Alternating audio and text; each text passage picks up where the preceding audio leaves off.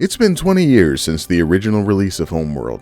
In those 2 decades outside of the original game, the franchise has only had an expansion, a sequel, and a recently released prequel. However, today, that tiny family is set to get a new arrival. But before we get into that, let's go back and take a look at what made Homeworld so great. Way back in 1997, in the tiny Canadian town of Vancouver, British Columbia, Relic Entertainment was founded with the goal of becoming the best damn real-time strategy developer in the world. Little did they know it would only take them 2 years to achieve that goal with the release of Homeworld. Homeworld starts you out with a backstory of desperation and hope that revolves around the inhabitants of a mostly hot, dry desert planet that's well on its way to becoming an entirely hot, dry desert planet. A satellite tasked with probably trying to find less hot, dry places started malfunctioning and scanning the massive deserts that encompass the majority of the planet's surface. What it did end up finding was something shaped like a spaceship buried in the sand. After the wild and elaborate events that are retconned in the recent Deserts of Carrick game of 2016, it's discovered that this big broken spaceship-shaped thing is actually a very old broken spaceship. Inside is a piece of technology called a hyperdrive module. In addition to this, there's a fancy rock upon which is carved a map of the galaxy with one particular area called Higara, which translated roughly to home as it was later found. So with this new information and technology, the Kushan set out to leave their dusty, sandy world and head back to the land they assume they're from. 100 years goes by and the Kushan have built the piece de resistance, the mothership. Inside, they've hung up the fancy rock, bolted in Karen's jet, fixed up the hyperdrive module, and gotten it ready to go on its maiden voyage. Now we're finally getting into the game, and boy is it ever an entrance. The grandeur and glory of this 3-kilometer ship is orbited by the camera to the ear-flooding sounds of Agnes Day, with a choir doing everything it can to give you goosebumps so hard Velcro will stick to your arm.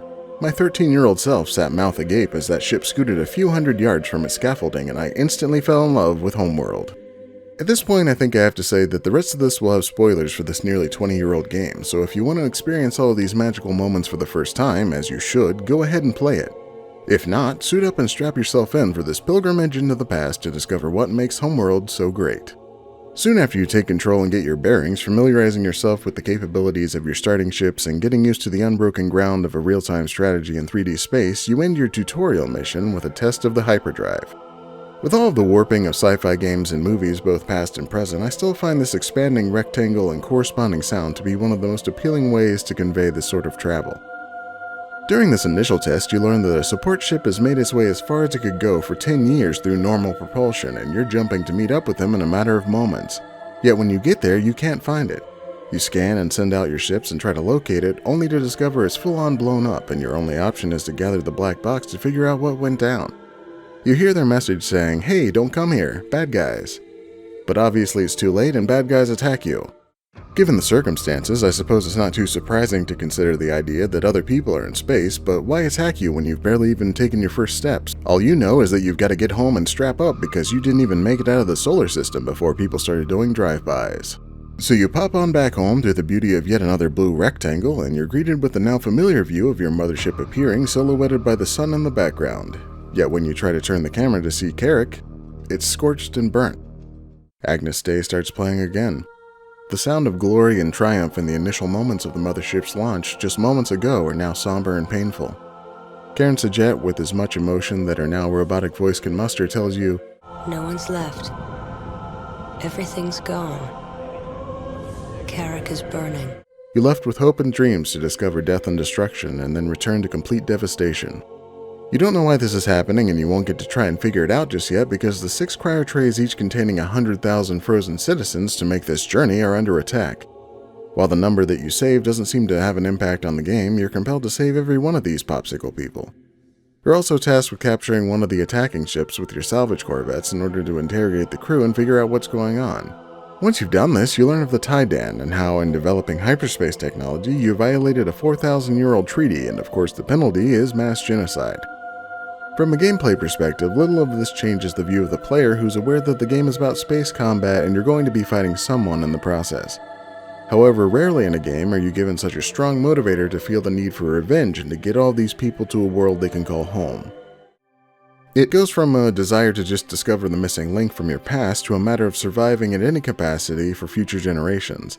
Yet the gameplay comes back into this by reinforcing the aspect of survival and moving forward by having each mission start with whatever ships and research you've accumulated so far in your journey. And a journey is exactly what it is. Every level is in fact another jump in the most deadly game of Oregon Trail as you roam across the galaxy to Hagara. It zigzags around known threats and of course into even greater unknown threats. You discover even more aliens such as the Bentusi, who are an ancient race of friendly traders that live exclusively in space and are tied to their motherships much like Karen Sajet. They provide the means for you to progress your research into new weapons and ships in a logical way, much like you do throughout the game. Rather than just randomly conceptualizing wild new weapons and ship designs, the game's armory grows through trade and scanning or capturing enemies. In your journey, you'll also find hostile aliens whose only interest is taking you out. The Kadeshi hide out in a nebula and use hyperspace inhibitors to trap you inside and then for some reason decide to cleanse you by blowing you up. Upon defeating them, however, you make the discovery that these aliens have a relic of a ship that is nearly identical to the wreckage that you found on the desert of Carrick. They were in the same group of refugees from Hagara, just like the Kushan, but took a different sociological and ultimately religious path after deciding to hide out in this nebula. The way that this slowly paints a picture of the mysterious lost events that led to the beginning of the game makes Homeworld's story feel almost like a film noir, which is certainly aided by the black and white cutscenes throughout. It takes the gameplay of a straightforward real-time strategy and augments it with a sense of urgency built entirely around the player's will to hit that next hyperspace jump and see what curiosities are found and questions are answered. As you progress in Homeworld, the story continues to unfold, further illuminating your ancestors' escape to Carrick. You also continue to build an increasingly strong fleet and learn that your actions, or more so the actions of the Taidan committing genocide, have begun a rebellion. This adds another layer to the story, and one that's seemingly necessary considering the stated scale of the Taidan forces. Finally, you're not all alone against the universe. It starts to feel less like a desperate attempt to dive face first into a gauntlet and more like a war that you might win. While later missions of Homeworld are more limited in their strategic difficulty since your fleet's probably quite powerful at this point, one thing to consider is how a wayward mission could leave you with a significantly weaker fleet going forward. In my first playthrough of the original game, this made the final few missions extremely difficult. Though that difficulty didn't come into play during the remaster, the idea of it looming over my every action made me consider each ship to be much more important. As you move into the final mission, it puts you right in front of Hagara. After all the trials and tribulation, the destruction and loss, the drama and discovery, you finally made it all the way across the galaxy to your homeworld.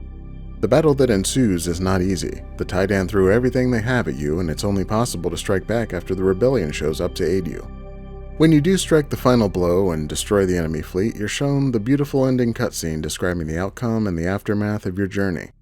You've saved your people from wasting away on that hot, dry desert planet and given them a new home in a lush, vibrant world that you were forced to flee from thousands of years before. Homeworld was a groundbreaking game in its time. It was visually impressive, being 3D at a time when real 3D and 3D accelerator cards were only just becoming common.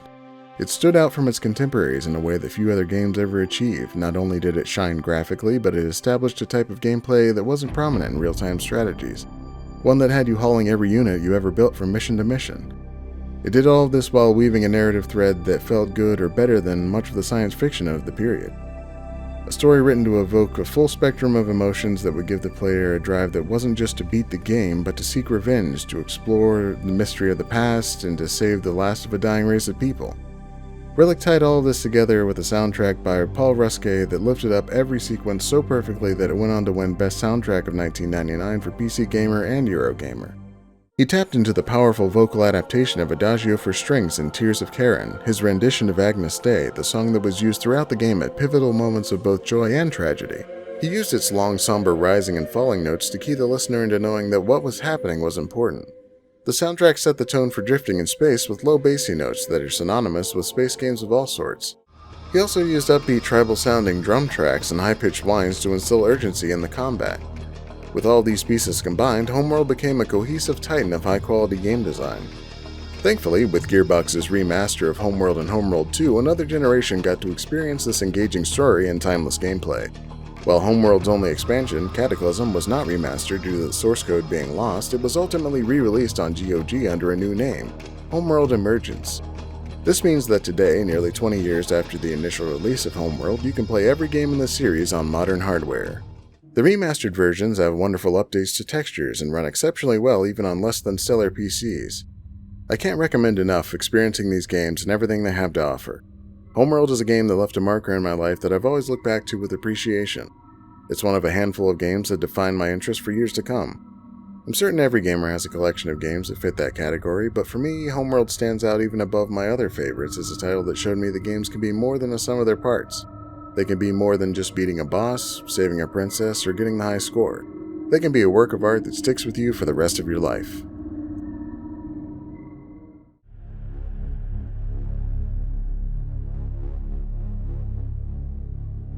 The saga of Homeworld didn't end here though. A great expansion and sequel built upon the wonderful writing and gameplay, creating a series that would last until 2003. Outside of Deserts of Carrick though, the series ended with Relic being bought by THQ and moving on to other projects. However, on August 30th, 2019, Blackbird Interactive announced Homeworld 3, a game set to take place in the story following the events of Homeworld 2. It's currently being crowdfunded on Fig, but isn't set to be released until the fourth quarter of 2022. So while we wait for at least 3 years, I'll have plenty of time to clear 1 or 2 games from my backlog and maybe make videos for the other Homeworld games. You'll just have to wait and see. Quantum waveform detected. Jump gate online. Commit systems enabled.